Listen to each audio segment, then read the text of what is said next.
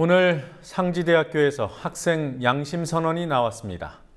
사학 비리로 퇴출됐다가 복귀한 김문기 총장 측이 총학생회 간부를 매수하고 총장 반대 모임을 불법 도청한 사실도 있다고 폭로했습니다. 오늘 뉴스 리뷰에서 상세히 보도하겠습니다. 세월호 특별법 협상이 열리고 있지만 유가족 참여를 둘러싼 이견이 여전한 상황입니다. 여야는 심야 협상에 돌입했습니다.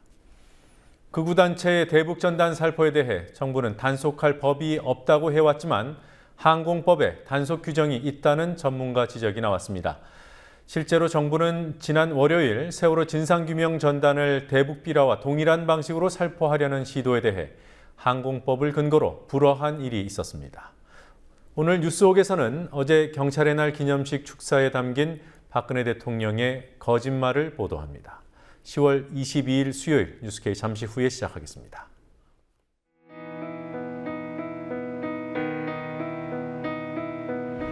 (1960년 4월 19일) 당시 언론은 빨갱이 데모라고 했습니다.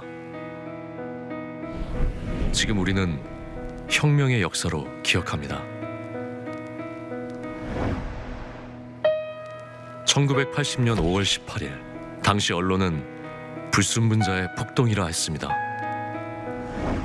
지금 우리는 독재에 항거한 정의의 역사로 기억합니다. 1987년 6월 10일 당시 언론은 대학생 가두 시위라 했습니다. 지금 우리는 민주주의를 쟁취한 감격의 역사로 기억합니다.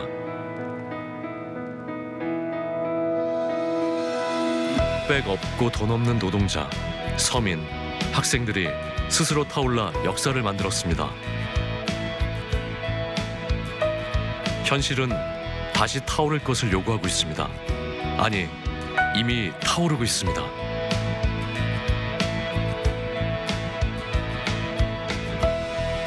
빨갱이를 종북으로, 불순분자를 외부 세력으로, 언론은 말만 바꿨을 뿐 역사를 부정하고 있습니다. 2014년 4월 1일 국민TV가 개국한 이유입니다. 국민TV는 역사를 역사로 기록하겠습니다.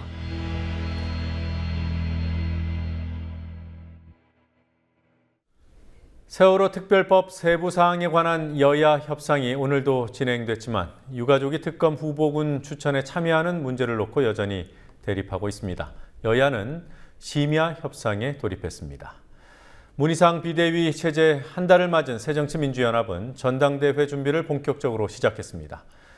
전국 246곳의 지역위원장을 뽑는 과정에서는 개파 간 경쟁이 달아오르고 있습니다. 국회 중계카메라 나가 있습니다. 곽보아 PD, 여야 세월호 특별법 태스크포스 2차 회동이 오늘 있었죠. 얘기가 길어지는 모양입니다. 심야 협상 시작이 된 겁니까? 네, 그렇습니다. 오후 3시 30분부터 협상을 벌였지만 결론이 나지 않아서 저녁 식사 후 밤 9시부터 다시 만나기로 의견을 모았습니다. 국회 운영위원회 소회의실에서 열린 오늘 협상에는 새누리당에선 주호영 정책위의장과 경대수 의원, 민주연합에서는 백재현 정책위의장과 전해철 의원이 참석했습니다. 본격적인 협상에 앞서 주호영 의장과 백 의장은 상대당의 결단을 요구하며 신경전을 벌였고 협상 후에는 결론이 쉽게 나지 않을 것 같다고 같은 말을 했습니다. 양당이 접점을 찾지 못한 부분은 역시 특검 후보군 추천에서의 유가족 참여 문제인 것으로 알려졌습니다. 우윤근 민주연합 원내대표는 며칠 전부터 유가족 참여를 위한 보관이 있다고 말해왔지만 구체적인 내용은 오늘도 알려지지 않았습니다. 앞서 새누리당 이왕구, 민주연합 우윤근 원내대표 등 원내 지도부는 여의도의 한 식당에서 첫 오찬 회동을 갖고 세월호법과 정부조직법 등을 이달 안에 처리한다는 방침을 재확인했습니다. 정부조직법 협상을 앞두고 오늘 당정협의가 있었죠. 배경과 소방방재청을 폐지하겠다. 이런 정부 원안은 유지되는 겁니까? 네, 그렇습니다. 새누리당과 안전행정부는 오늘 당정협의에서 해양경찰청과 소방방재청을 폐지해 가칭 국가안전처로 흡수시키는 정부의 원안을 유지시키기로 했습니다. 정부안을 보면 해경과 소방청은 국가안전처 산하조직인 해양안전본부와 소방방재본부로 전환됩니다. 다만 당정은 초기 현장 수사와 대응에 공백이 발생할 수 있다는 점에서 기존 해경 기능 가운데 수사권은 경찰청으로 넘기고 초동 수사권은 해양안전본부에 남겨두기로 했습니다. 이외에 소방직 공무원을 지방직에서 국가직으로 바꾸는 문제는 이전 개정 작업에서 논의하지 않되 소방관 사기 진작 차원에서 장비 지원 예산을 소방청 요구보다 5배 늘려 예산에 반영하기로 했습니다. 그러나 민주연합은 해경과 소방청을 외청으로 존속시키고 소방직 공무원 국가직 전환도 이번에 함께 다루자는 입장입니다. 민주연합 문희상 비대위 체제 출범한 지 한 달이 됐습니다. 오늘 기자간담회가 있었죠. 어떤 얘기가 나오던가요? 네, 문희상 비대위원장은 오늘 취임 한 달 기자간담회에서 지역위원장 인선과 전당대회 룰 결정에서 중요한 역할을 하는 조직강화특별위원회 조강특위의 역할을 강조했습니다. 문 위원장은 전당대회 성패는 곧 비대위의 성패라며 원리원칙과 당원 당규에 맞는 조강특위의 결정이 나올 것을 기대한다고 말했습니다. 문 위원장은 또 공정성을 최우선 원칙으로 삼아 전당대회 규칙을 정하겠다며 조강특위에서 하자 없이 전대 규칙을 가져오면 비대위에서는 토시 하나 안 고치고 그대로 수용할 생각이라고 말했습니다. 배석한 조정식 사무총장은 조강특위의 지역위원장 인선 기준에 대해 당원 당규의 기준과 방법을 철저히 준수하고 개파를 초월할 것이라고 강조했습니다. 한편 문 위원장은 안철수 전 공동대표가 당과 거리를 두려고 한다는 시각에 대해 안 전 대표가 지역위원장도 신청한 것으로 보아 심각하게 생각하지 않는다며 부인했고 안 전 대표의 비대위 참여에 대해선 문은 열려 있다. 지금도 기다리고 있다고 말했습니다. 네. 246곳 지역위원장 인선 문제가 사실 무척 민감한 사안입니다. 민주연합 조강특위 회의 오늘 열렸던 거 맞죠? 네, 맞습니다. 지역위원장 인선이 아니라 공모를 어제 마감한 조강특위는 오늘 2차 회의에서 본격적인 심사를 시작해 11월 중순까지 선정을 마무리할 계획입니다. 조강특위 위원장인 조정식 사무총장이 개파 초월을 강조했지만 개파 간 경쟁은 벌써부터 불이 붙었습니다. 가장 치열한 곳은 현재 정의당 심상정의원의 지역구인 경기도 고양 덕양을입니다. 손학규계의 송두영 전 위원장, 김근태계면서 문재인 대선 캠프에서 활약한 문용식 전 인터넷 소통위원장, 안철수계인 이태규 당무혁신실장이 경쟁하고 있습니다. 현재 통합진보당 김미희 의원의 지역구인 성남 중원에는 초재성 강경파 그룹의 은수민 의원과 안철수계의 정기남 전 비서실 부실장이 맞붙습니다. 새누리당 이정현 의원이 당선된 전남 순천 곡성은 친노계의 서가번 전 의원, 손학규계로 분류되는 노관규 전 순천시장, 박지원 의원이 측면 지원하는 김광진 현 비례대표 의원이 지역위원장을 신청했습니다. 김무성 새누리당 대표의 개헌 발언에 대한 청와대의 직접 비판이 어제 있었습니다. 김무성 대표가 오늘은 별 얘기를 안 했습니까? 그렇습니다. 김무성 대표는 개헌에 대해서는 입을 완전히 닫았지만 공무원 연금 개혁에 대해선 청와대와 다른 생각임을 다시 한번 확인했습니다. 청와대가 공무원 연금 개혁을 연말까지 처리해달라고 요구한 것에 대해 연내 처리는 어렵다고 말한 김무성 대표는 오늘도 개혁이 중요하지 시기가 중요하냐고 말했습니다. 여당 대표의 개헌론에 대한 청와대의 비판에 맞선 쪽은 야권입니다. 민주연합의 문희상 비대위원장의 간담회 발언 직접 들어보시겠습니다. 청와대에서 여당에 대해서 이러쿵 저러쿵 간섭하는 일, 감나라 배나라 하는 일은 권위주의 체제하에서나 있었던 일입니다. 그 국회의 상권분립의 위치를 훼손하는 것이기 때문에 전혀 청와대에서 그런 식으로 관여하거나 개입하거나 또 가이드를 제시하거나 이것은 있을 수 없다고 생각합니다. 심상정 정의당 원내대표는 청와대의 김무성 대표 견제를 비판하면서 다른 의견을 내놨습니다. 심상정 원내대표는 김무성 대표가 말한 이원 집정부제 개헌은 일본 자민당식 영구 집권 음모라며 개헌보다는 선거제도를 중대선거구제로 바꾸는 일이 우선이라는 입장을 밝혔습니다. 지금까지 국회에서 국민TV 뉴스 곽보아입니다. 국감 시작 전부터 논란이었던 KBS에 대한 국정감사가 오늘 KBS에서 열렸습니다. 논란의 중심에 서 있는 이인호 KBS 이사장이 출석했고 여야는 이인호 이사장의 역사관에 대해 논란을 벌였습니다.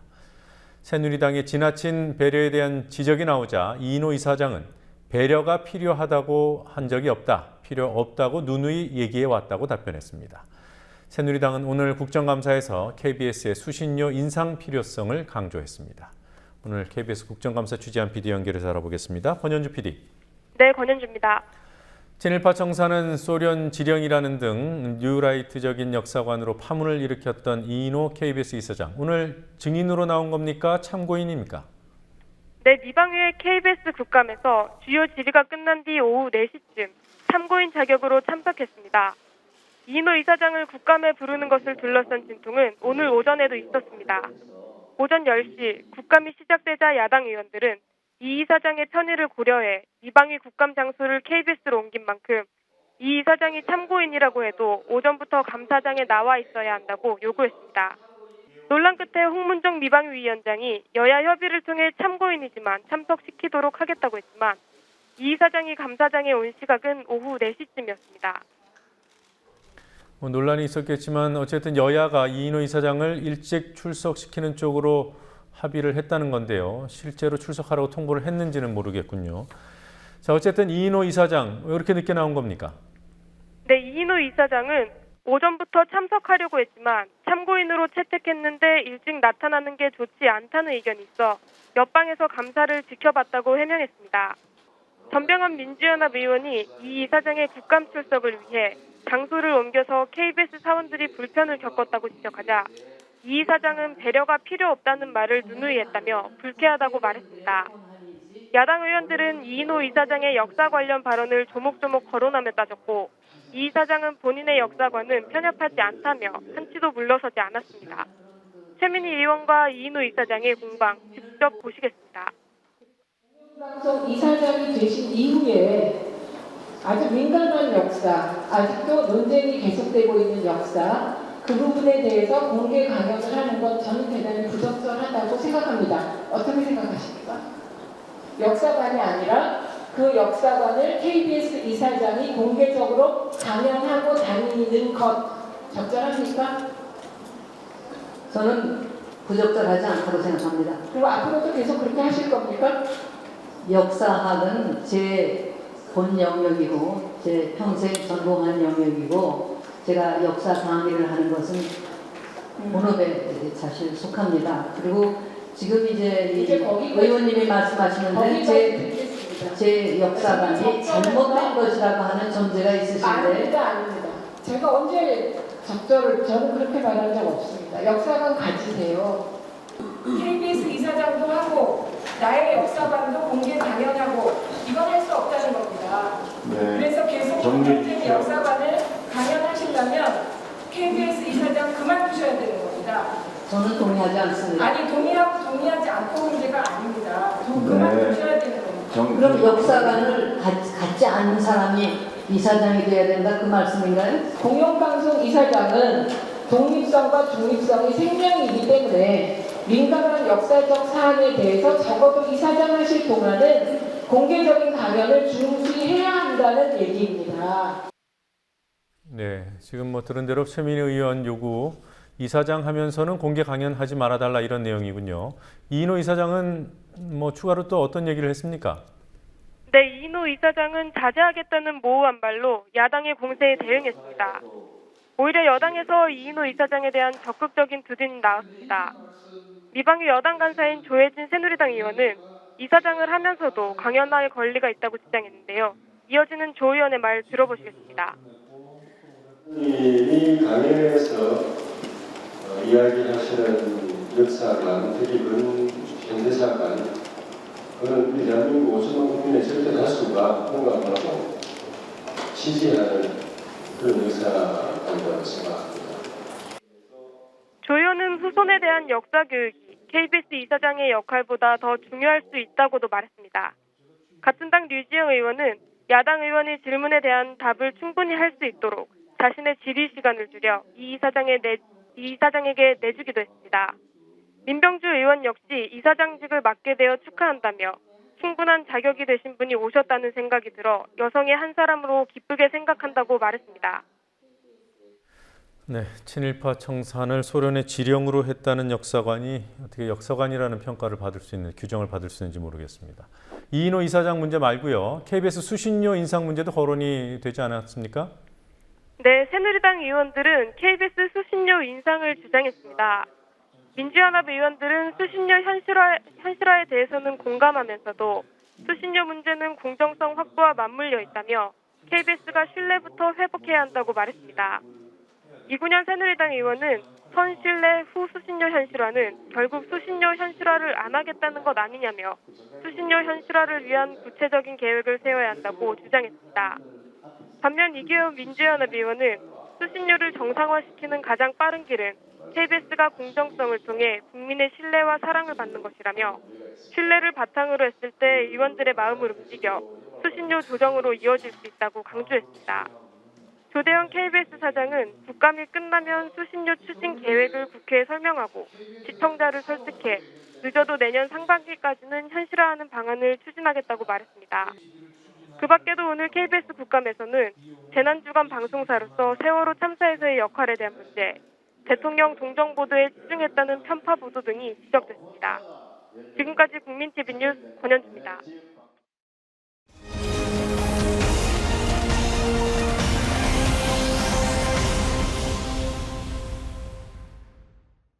대북전단 살포를 막을 방법이 없다던 정부가 지난 월요일 세월호 진상규명 전단 살포용 풍선에 대해서는 항공법의 비행금지구역 조항을 근거로 사전 허가 사항이라며 제지했습니다.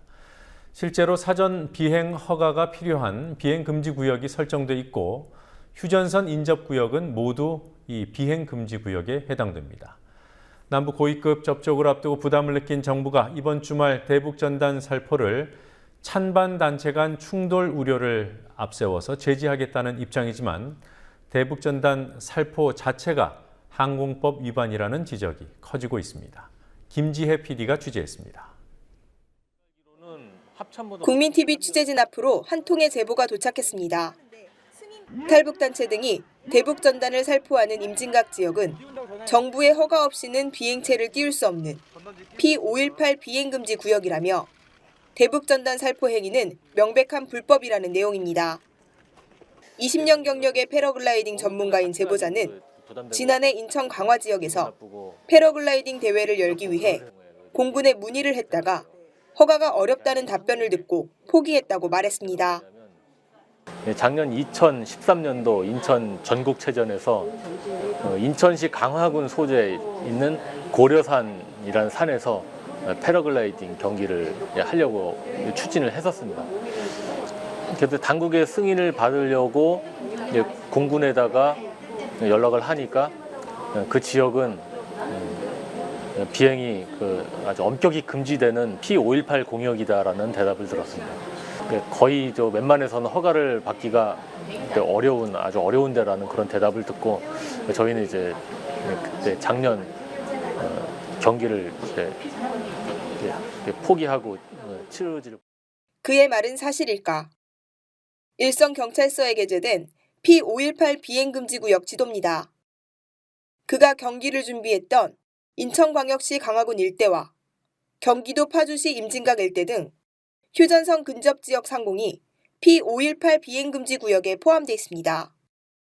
항공법은 이 지역 상공에 비행체를 띄우기 위해서는 반드시 당국의 허가를 받도록 규정하고 있습니다. 허가 없이 비행을 할 경우에는 200만 원 이하의 벌금형을 받을 수 있다는 처벌 조항까지 있습니다. 사람이 탑승하는 항공기뿐 아니라 소형 무인 비행 장치까지 일체의 비행체가 모두 규제 대상입니다. 이 법 조항의 적용을 실제로 받은 사례가 최근에도 있었습니다.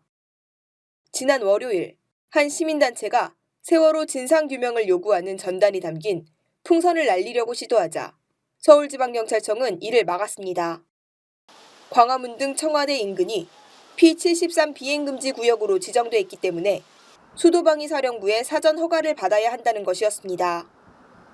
이는 같은 날 국정감사에서 구은수 서울지방경찰청장이 밝힌 내용입니다. 그렇다면 대북전단을 살포하는 단체들은 사전에 당국의 허가를 받은 것일까? P518 비행금지 구역의 비행 허가를 담당하는 곳은 합동참모본부. 합참은 신고를 받은 적이 없다면서 허가 대상이 아니라는 입장까지 밝혔습니다. 신고하고 이런 거는 없습니다.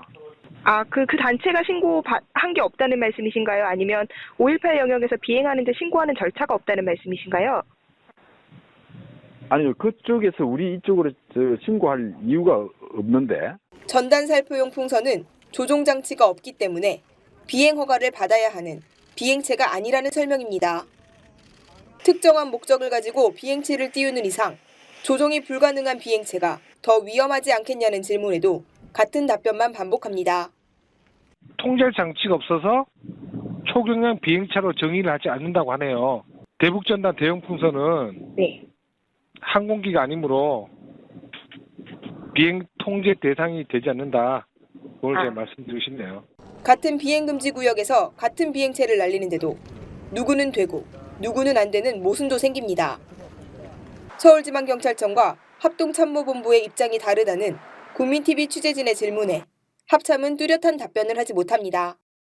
근데 수방사 같은 경우는 좀 특별한 그때 아마 다른 뭔가가 있었을 거예요. 시설의 보호나 이런 것들이. 현재 정부는 오는 토요일로 예정된 대북전단 살포에 대해서는 타인에 대한 위해 우려가 있을 경우 동원되는 경찰력으로 제지를 하겠다고 했습니다. 일단 제지는 하지만 정부가 상황에 따라 자의적으로 판단하겠다는 입장으로 보입니다. 탈북단체는 계획대로 대북전단을 살포하겠다고 밝힌 상태입니다. 국민TV 뉴스 김지혜입니다. 나라사랑 교육은 MB정부 때 임명된 박승춘 보훈처장이 지금까지도 적극적으로 밀어붙이고 있는 정부 차원의 특강 프로그램입니다. 그동안 2012년 총선과 대선용으로 정부가 기획한 정치적 사상교육이라는 평가를 받아왔습니다만 강사 구성에서도 그 편향성이 확인됐습니다. 군 인사와 탈북자, 보수단체 인사들이 대부분이었고 심지어는 독립운동 관련 강사들조차 찬밥 신세였습니다. 보훈처 강사진 120명 중 대한민국의 독립운동을 강의해 줄 강사는 14명에 불과했고 이들이 실제로 강의에 나선 사례는 3.4%에 불과했습니다. 강신혜 PD가 보도합니다. 나라사랑 교육은 2011년 국가보훈처가 시작했습니다. 박승춘 보훈처장이 취임한 직후인 2011년 6월 보훈처는 나라사랑 교육과를 신설했습니다. 대상은 학생, 군, 예비군을 포함한 전 국민이었습니다. 나라사랑 교육은 보훈처와 협약을 맺은 국방부, 교육부 등도 주관하고 있지만 정확한 규모는 파악되지 않고 있습니다. 그러다 이번 국정감사에서 보훈처가 학생들을 대상으로 실시한 나라사랑 교육 규모가 확인됐습니다. 보훈처는 지난해 11만 명을 대상으로 초중 고교에서 나라사랑 교육을 실시했고 올해는 상반기까지 7만 명이었습니다. 이처럼 광범위하게 실시되는 나라사랑 교육이지만 강사 구성에서 심각한 편향성이 드러납니다. 보훈처는 올해 나라사랑 교육을 위해 120명의 강사진을 구성한 것으로 나타났습니다. 이 중 군인 또는 군 출신 강사가 50명으로 가장 많았습니다. 자유총연맹 등 보수단체 소속인 강사가 23명, 탈북자가 10명이었습니다. 이런 분류와 무관하게 특정 단체에 소속된 강사들도 눈에 띕니다. 박승춘 보훈처장의 사조직이라는 지적을 받아온 국가발전미래교육협의회 국발협 소속 인사들이 27명에 달했습니다. 교육 내용이 우편향일 수밖에 없어 보입니다. 반면 민주화 과정을 교육할 강사는 한 명도 없었고 독립유공자 등 독립운동 관련 강사도 14명뿐이었습니다. 이들은 숫자도 부족하지만 실제 강사로 나서기도 어렵습니다. 올해 초중고교 대상으로 보훈처가 개최한 379건의 교육에 한 번이라도 참여한 독립운동 관련 강사는 6명입니다. 이들의 교육 참여 횟수를 다 합해봐야 13차례, 3.4%에 불과합니다. 나라사랑교육은 2012년 총선과 대선용으로 활용됐다는 비판을 받아왔지만 지금은 정부 차원의 상시적인 우편량 교육으로 기능하고 있습니다. 국민TV 뉴스 강신입니다.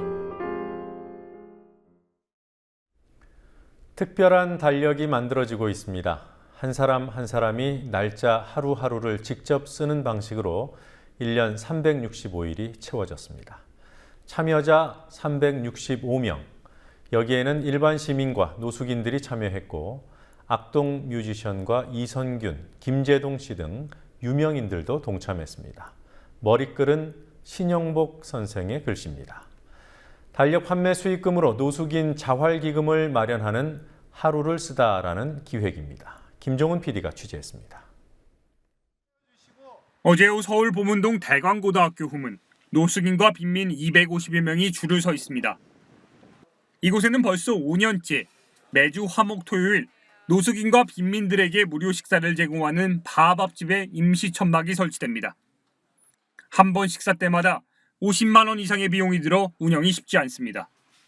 자활이라고 그러면 뭐 굉장히 여러 가지 많은 일들이 있겠지만 저희는 이제 입고 먹고 자고 뭐 이런 쪽인데 지금 이제 동절기가 다가오니까 이분들한테 이제 뭐 내복이라든가 겨울을 날 수 있는 뭐 침낭이라든가 뭐 파카라든가 이런 것들을 저희가 이제 구비를 해야 되겠죠. 그래서 이분들한테 최대한 좀 나눠드릴 수 있으면 좋은데.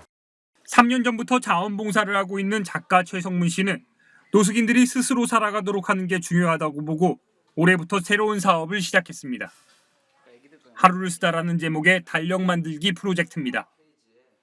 시민 365명이 하루씩 날짜를 써 만든 달력을 팔아 노숙인 자활기금을 마련하는 일입니다. 공공예술로서 또 융합아트로서 다가가고 싶었죠. 그러면서도 어떤 기금을 마련해서 그분들이 자활할 수 있도록 돕고 싶었고요. 단순히 밥을 주는 그런 거에서 끝나는 것이 아니라. 달력의 머리글은 서예가 신영복 성공회대 석좌 교수가 썼습니다. 이어 올 1월부터 이 프로젝트의 취지에 공감하는 각계각층의 시민들이 함께했습니다. 일반 시민들뿐 아니라 연예인도 나섰습니다. 김재동, 윤도현, 이선균, 악동 뮤지션, 김범수, 양동근, 아이비 등도 동참했습니다. 각 달마다 특별한 의미도 부여해 그 의미와 관련된 시민들이 직접 글씨를 썼습니다. 1월과 12월엔 노숙인과 자원봉사자가, 5월엔 유치원 꼬마들이, 6월엔 탈북 세터민 학생들이 참여했습니다. 7월은 악동 뮤지션과 평화를 꿈꾸는 시민들이 함께했습니다. 10월은 광장 시민들이 동참했습니다. 특별히 10월 31일은 공란으로 비어나 달력을 산 시민들도 동참할 수 있도록 했습니다. 1월 1일을 쓴 사람은 한때 노숙인이었던 손성일 씨입니다. 손 씨는 현재 바밥집에서 자원봉사도 하면서 노숙인 자활 프로그램에 직접 참여하고 있습니다. 좀 부끄러운 일이지만 제가 어떤 문제를 인해가지고 뭐 잘 아시지 않습니까? 지자라고 학교 이제 그거 갔다가 나오면서 이제 여기 와가지고 달력 이제 만드는데 제가 처음으로 이제 일을 해가지고 제가 이제 썼어요. 이제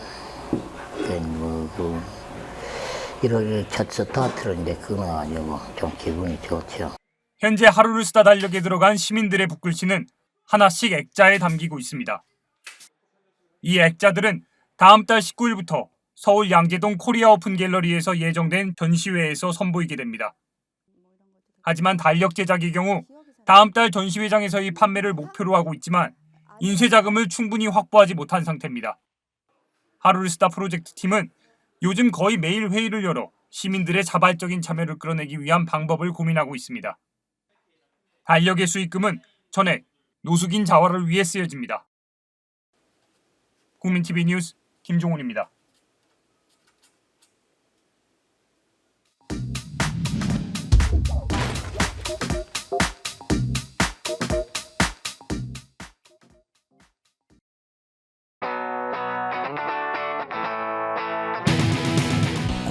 국민이 행복하기 위해서는 우선 불안하지 않아야 된다는 것을 중요하게 생각을 합니다.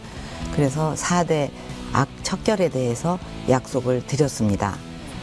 성폭력이라든가 또 학교 폭력, 그 불량식품이라든가 또 가정 파괴범, 이런 그 국민들을 아주 불안하게 만드는 4대 악에 대해서는 반드시 확고하게 뿌리를 뽑겠다. 그런 그 각오이고 또 그렇게 꼭 해 나갈 것입니다.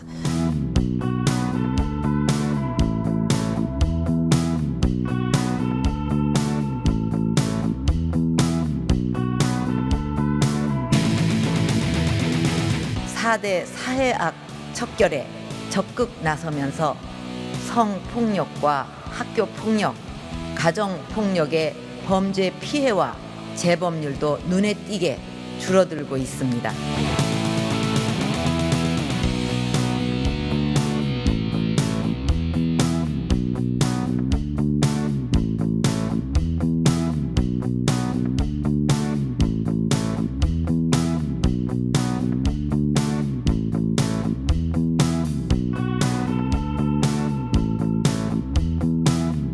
IT 강국에 걸맞은 사이버 범죄 대응 역량은 이미 세계 각국이 그 우수성을 인정하고 있고, 최근 수사기관의 사이버 검열 논란이 사회적으로 문제가 되고 있는데요. 검찰이 청구한 감청 영장을 발부해주는 법원도 이 논란에서 자유롭긴 어려울 것 같습니다. 지난해 감청 영장 10건 가운데 9건 이상에 대해서 영장을 발부해 준 것으로 나타났습니다.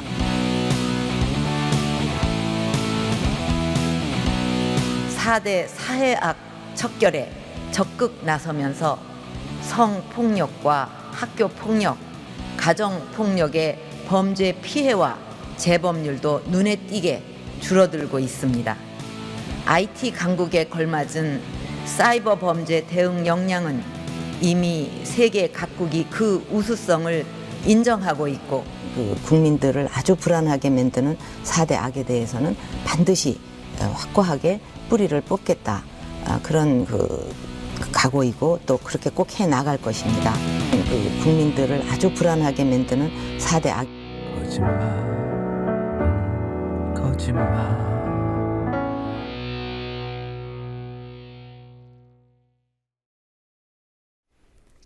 사학 비리의 상징 인물이죠. 김문기 씨의 총장 복귀로 갈등을 빚고 있는 상지대에서 이번에는 학생을 매수해서 또 도청하려 했다는 의혹까지 제기되고 있습니다.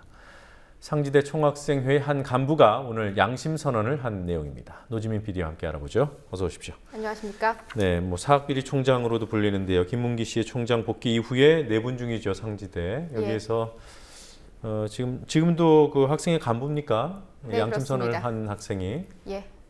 네, 상지대 총학생회와 교수협의회가 오늘 김문기 씨 측근의 학생 매수 및 불법 사찰 도청 의혹을 제기했습니다. 오늘 이 자리에서 한 학생회 간부의 양심 선언서도 공개됐습니다. 네, 좀 더 구체적인 사례들은 화면을 보시면서 설명을 드리도록 하겠습니다. 네, 지금 보시는 화면은 양심 선언서의 일부 내용인데요. 학생이 쓴 오타까지 그대로 옮겨서 있는 내용을 좀 보면서 설명드리도록 하겠습니다. 조용길이라는 인물이 등장하는군요. 예, 여기서 나오는 조용길 씨는 자신이 김문기 씨의 비서실장이라고 밝혔다고 하는데요. 이 학생은 지난 8월에 지인의 소개를 통해서 조용길 씨를 알게 됐다고 말했습니다. 네, 그 조용길 씨와 이 학생 간의 일종의 거래가 담긴 내용이 날짜별로 적혀 있군요. 예, 그렇습니다. 30만 원, 30만 원, 50만 원. 예, 네. 맨 처음에 돈을 받게 된 건 8월 30일인데요. 이때 조용길 씨가 먼저 옷이나 한 벌 사입을 하면서 30만 원을 쥐어준 것이 처음 돈을 받게 된 사례라고 합니다. 네. 그 뒤에 9월에 만나서는 추석 때 차비도 못 챙겨줬다면서 30만 원을 쥐어줬고, 이 밑에 9월 17일에 보시면 우산총학교, 10월 7일에 우산총등학교라고 돼 있는데 이건 우산초등학교라는 것을 잘못 쓴 오타입니다. 네, 그러니까 그 이 양심선언 진술서를 쓴 학생의 진술서 그대로 지금 예. 보고 계신 겁니다. 네, 그래서 9월 17일에는 50만 원을 받았고 10월 7일에도 30만 원을 건네받았고요. 10월 10일 같은 경우는 이전에 앞서서 학생이 먼저 자신이 돈이 필요하다고 연락을 했고 그에 따라서 돈을 받게 됐는데 이때 조용길 씨가 직접 자신이 건네주는 것은 위험할 수 있으니 자신이 말하는 주점에 가서 전화를 하면 돈을 받을 수 있을 것이다 라는 말을 했다고 합니다. 그러니까 10월 10일 사례는 먼저 학생이 돈을 요구해서 받은 그런 사례였군요. 네. 예, 그렇습니다. 상지대 예. 또 녹음한 내용도 있다고 하던데요. 그것도 공개가 네. 됐나요? 네, 이 학생은 상지대가 교육부에 제출한 교수협의회와 학생회 간의 대화 내용도 자신이 녹음한 것이라고 밝혔는데요. 녹음 내용이 오늘 공개되지는 않았습니다. 그러니까 이 학생이 일종의 김문기 총장 측을 위해서 도청에 나섰다는 거네요. 예, 그렇습니다. 뭐 돈을 받고 그 대가로 도청한 녹음 파일도 전해주고 그 전에도 비일비재하게 학생회에서 어떤 이야기가 오가고 있는지 총장의 복귀를 반대하는 측의 입장을 전해주는 역할을 한 겁니다. 그러니까 일종의 프락치 역할을 하면서 그리고 또 도청까지 해줬다. 예, 네, 그런 점이 도청에 대한 있습니다. 요구를 받고 한 겁니까? 아니면 자발적으로 해준 겁니까? 맨 처음에 만났을 때는 자신이 총학생의 간부라는 것도 밝히지 않으려고 했다고 합니다. 하지만 대화 과정에서 학생의 간부라는 게 밝혀진 뒤에 조용길 씨가 먼저 학생에 대한 얘기를 총장에게도 전했더니 총장이 매우 좋아하더라라는 식으로 말을 하면서 접근을 했고 그 뒤에 여러 설득과 만남을 거쳐서 조용길 씨에게 협조하게 됐다고 밝히고 있습니다. 그러니까 구체적으로 도청의 시작이 요청에 의해서 그런 것인지 아니면 자발적으로 한 것인지는 아직 명확치 않은 상황인가요? 학생은 요청에 의해서 도청을 했다고 밝혔습니다. 네, 아직 녹음 파일은 공개된 것이 아니고요. 예. 네, 상지대 측에서는 혹시 해명이 나왔는지요? 네, 상지대 측의 공식 입장이 발표된 건 아닌데요. 네. 조용길 씨가 보도자료를 통해서 오늘 자신의 입장을 밝혔습니다. 네, 조용길 씨는 우선 자신은 학생이 밝힌 것처럼 총장 비서실장이 아니라 총무처 소속 계약직 직원이라는 점을 강조했습니다. 그리고 학생이 먼저 돈을 요구했고 순수한 마음으로 도와줬을 뿐이라면서 학생이 직접 정모 교수와의 대화 내용을 녹음했기에 불법 도청 및 매수는 아니라고 주장했습니다. 하지만 송상교 변호사는 학생의 자의가 아니라 학교 쪽의 요구로 녹음한 점, 또 학교 측이 학생을 통해서 다른 사람들과의 대화를 녹음했다는 점을 지적했는데요. 이러한 점들을 고려할 때 통신비밀보호법 위반 소지가 있다고 반박했습니다. 네, 그 정리를 좀 해보면 조용길 씨라는 사람이 돈을 건넨 사실까지는 인정을 했군요. 예, 돈을 건넨 것은 인정했고요. 학생 측은 조용길 씨가 먼저 접근해서 돈을 줬다고 진술하고 있는 반면 조용길 씨 측은 학생이 먼저 어려움을 호소했다고 말하는 겁니다. 네, 그런데 본인이 비서실장은 아니고 총무처에 소속된 계약직 직원이라고 했단 말이에요. 예, 그렇습니다. 그런데 돈을 뭐 한 번에 30만 원씩, 50만 원씩 이렇게 여러 차례 줄 재력이 되는 모양입니다. 예, 그 점에서 상당히 많은 의혹이 제기되고 있습니다. 네. 자, 뭐 상지대에서 학생 매수 의혹이 나온 것이 이번이 처음은 아니라고 하더군요. 예, 상지대 학생회 측은 지난 2007년과 2008년에도 비슷한 사례가 있었다고 주장했습니다. 지난 2007년 학교 측으로부터 수백만 원의 선거 자금을 받았던 총학생회장이 당선 후에 양심 선언을 한 사례가 있고요. 네. 바로 다음 해인 2008년은 총학생회 출마자에게 김문기 씨 복귀 지지를 강요하기도 했다는 것이 학생회 측 주장입니다. 네. 자, 이 부분은 일단 그 도청을 해서 넘겼다는 녹음 파일도 저희가 입수해서 한번 들어보는 것이 상황 파악을 하는 데 도움이 될 것 같습니다. 예. 자, 이 도피성 출장 국감을 도피해서 해외로 나갔다고 의혹을 받고 있는 수원대 이인수 총장 예. 귀국했다는 얘기가 있던데 확인된 내용입니까? 네, 수원대 측을 통해서 확인된 내용인데요. 이인수 총장은 어제 귀국해서 오늘은 수원대에 출근까지 한 것으로 확인됐습니다. 네, 아직 국감이 끝나지 않았으니까 혹시 뭐 증인으로 채택될 가능성이 남아 있는 겁니까? 네, 증인 채택은 사실상 불가능합니다. 네. 국정감사 및 조사에 관한 법률에 따르면 증인을 채택하려면 감사일로부터 7일 전까지 감사 대상자에게 통보해야 합니다. 국정감사 마지막 일정이 27일이니까요. 20일 이전에는 증인 채택 과정이 이루어졌어야 하는 겁니다. 이 총장은 증인 채택 기한이라 할 수 있는 20일이 지나자마자 바로 다음 날인 21일에 귀국했습니다. 네, 뭐 딱 맞춰서 귀국을 한 셈이네요. 예, 공교롭게도 딱 맞아 떨어졌습니다. 네. 자, 일본의 이른바 아베노믹스가 실패하고 있다는 분석들이 나오고 있습니다. 네, 일본 재무성이 오늘 일본의 9월 무역 적자가 9,583억 엔으로 집계됐다고 발표했습니다. 일본의 적자 행진은 27개월째 계속 이어지면서 1979년 무역 수지 집계가 시작된 이래 최장기간의 적자를 기록했습니다. 돈을 풀어 경제를 살린다던 아베노믹스가 사실상 실패로 증명됐다는 분석들이 나오고 있는데요. 이에 대해서 김규판 대외경제정책연구원 일본팀 팀장은 언론 인터뷰를 통해 수입 물가가 오르면서 중소기업이 도산하는 예상치 못한 사태가 나타나고 있다고 평가했습니다. 네, 아베노믹스를 벤치마킹했다는 평가까지 나오는 이른바 초이노믹스, 최경환 부총리가 이끌고 있는 한국 경제 상황이 좋지 않습니다. 특히나 경제 성장이 상당히 둔화됐다는 연구 결과가 나왔더군요. 네, LG경제연구원이 어제 국내 제조기업의 성장 속도 보고서를 발표했는데요. 자료를 분석해 보니 한국의 제조업 성장세가 전 세계 평균보다 점차 낮아지고 있었습니다. 네. 구체적인 결과는 직접 보면서 설명드리도록 하겠습니다. 먼저 전 세계 제조업의 총 자산 증가율은 금융위기 이후 2012년까지 하락세를 이어갔지만 2013년부터는 5% 내외를 유지하고 있습니다.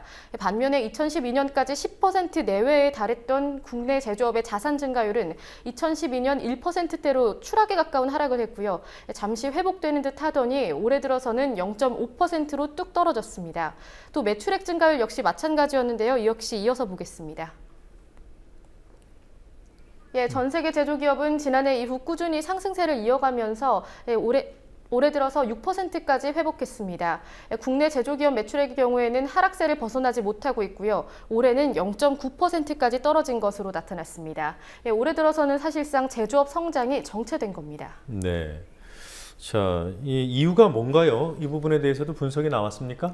금융위기 이후에도 높은 환율을 유지한 데다 중국 시장 발전에 영향을 받았기 때문에 2012년 전까지는 적게나마 성장세를 유지할 수 있었는데 2012년부터는 이 두 가지 효과가 모두 줄어들면서 제조업의 성장 그리고 매출 증가율이 떨어졌다는 것이 보고서의 분석입니다. 네. 자, 한 가지만 더 보죠. 중국 정부가 홍콩 사태와 관련해서 홍콩과 대만의 연예인들 대상으로 블랙리스트를 작성했다고 합니다. 무슨 이유입니까? 중국 당국이 홍콩 민주화 시위를 지지해온 홍콩과 대만 연예인의 활동을 금지시키려고 블랙리스트를 만들었다는 소식, 홍콩 언론을 통해서 전해졌습니다.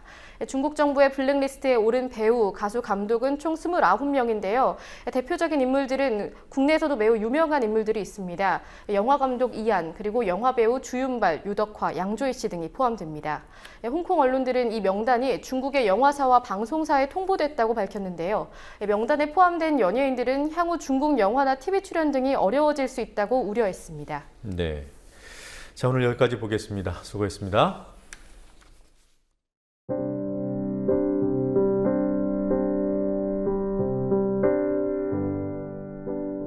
세상은 가을이라고 단풍 구경에 바쁜데 민들레들은 들판 여기저기에서 잎을 피워 올립니다.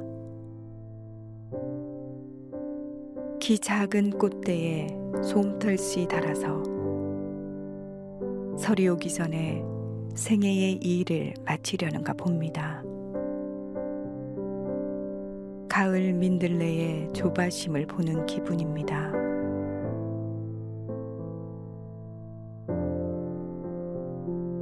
그렇게 서둘러야 할 일이 내게도 남았을까? 가을입니다.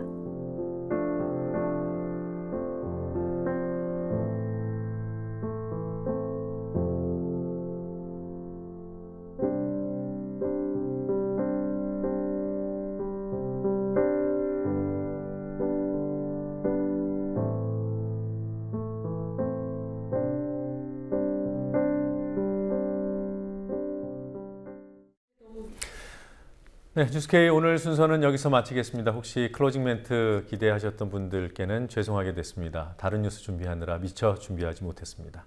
내일 이 시간에 다시 인사드리겠습니다. 시청해주신 여러분 고맙습니다.